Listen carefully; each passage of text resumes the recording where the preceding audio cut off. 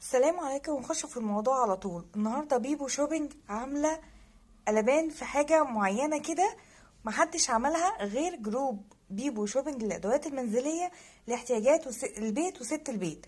النهارده احنا عاملين ايه يا جماعه؟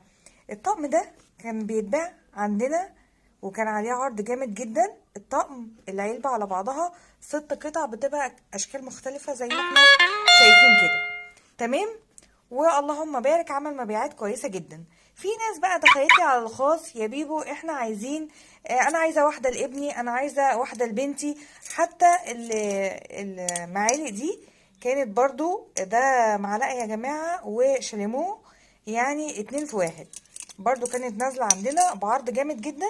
المهم يا جماعه، الناس طلبت مني: انا عايزه قطعه لابني، انا عايزه قطعه لبنوتي، انا عايزه قطعه ليا انا وجوزي، بس قطعتين.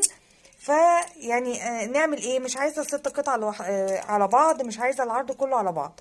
فطبعا طلباتكم اوامر زي ما متعودين معايا، فهطلعها لكم يا جماعه بالقطع. مفيش حد عمل الكلام ده ولا هتلاقوه غير عند بيبو شوبينج وبس. المعلقه الترند الجولد باشكالها اللطيفه الجميله القمر دي هتطلع بالقطعه. وكمان المعلقه اللي هي 2 في 1، معلقه وشاليمو مع بعض، برضو هتطلع بالقطعه زي ما انتوا عايزين. والسلام عليكم، وتابعونا عشان يوصل لكم كل جديد.